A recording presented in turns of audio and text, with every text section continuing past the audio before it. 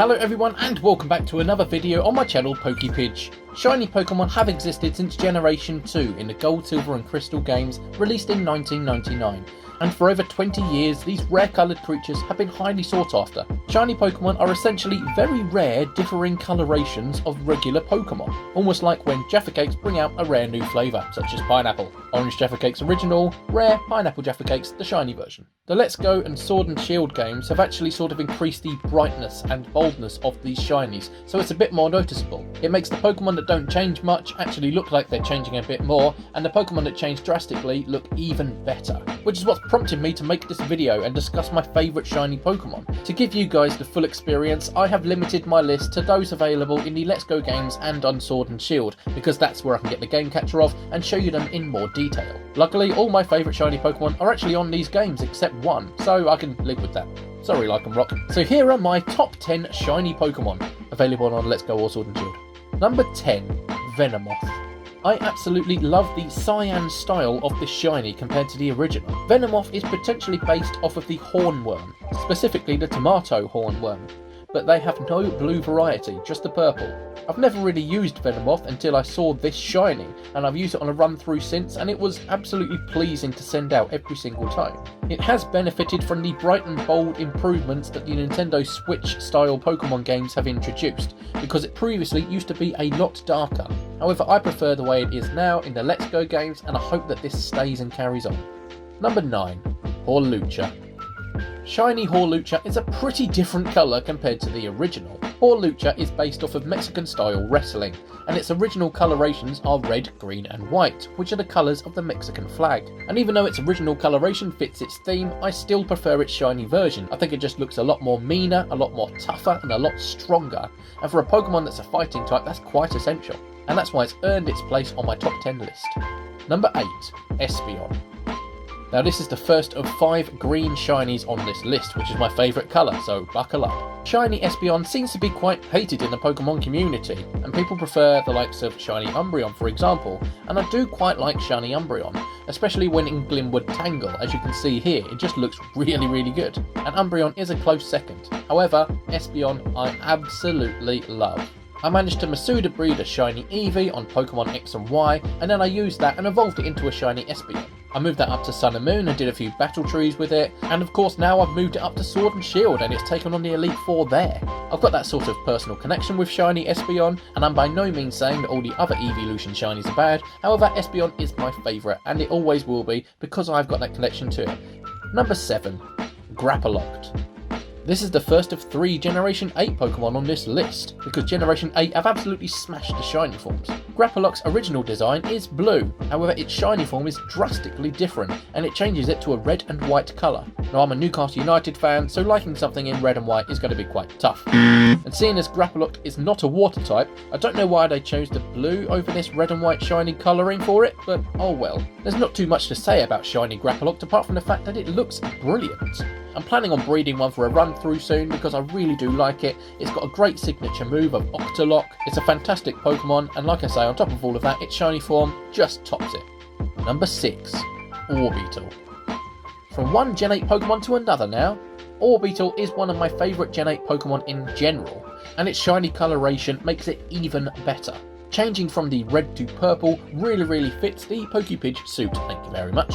But also changing from red to purple fits the psychic theme perfectly. This Pokemon is loosely based off of a UFO, and it's meant to have a more cerebral theme, so having the purple over the red to me is an absolutely genius idea.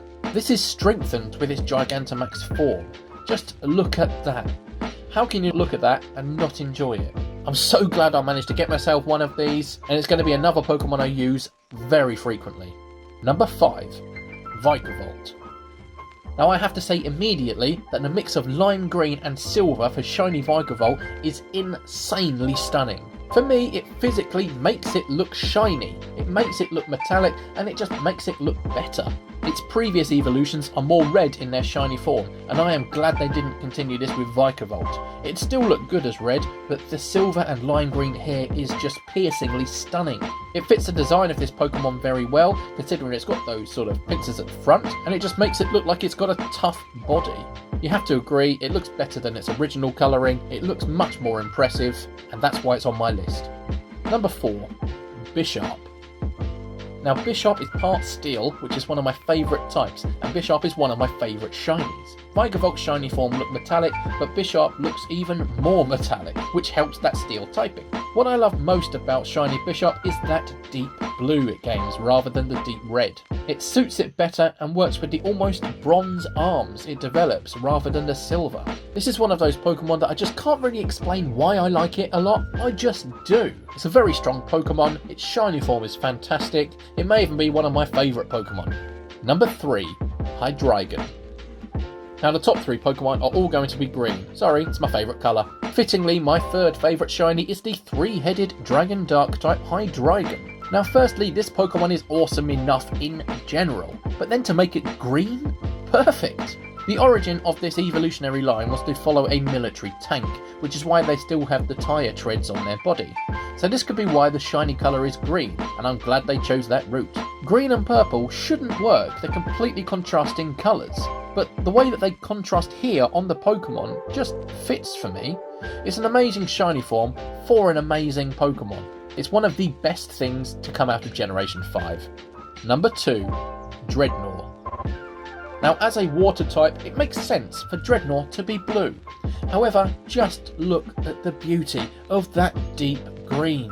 The green matches its turtle origin more closely, and to me that's just so aesthetically pleasing. This is my exact favourite colour green, a sort of deep glass bottle green, and it's probably why I love it so much. That alone is enough, but then look at the Gigantamax form. It keeps that deep colour, and I am more than happy to use this on repeat. I feel like Dreadnought in general just gets a tough time, and I think it's a very good Pokemon. It evolves at an early level, level 22, you can catch Chewtle very early in the game, and Dreadnought is just quite strong. And if you can manage to get yourself a shiny version with this green colouring, do it. It is wonderful. And number 1, Mega Beedrill. Now shiny regular Beedrill is worthy enough by itself to be on this list, but putting Mega in front of something, in this case, does indeed make it better.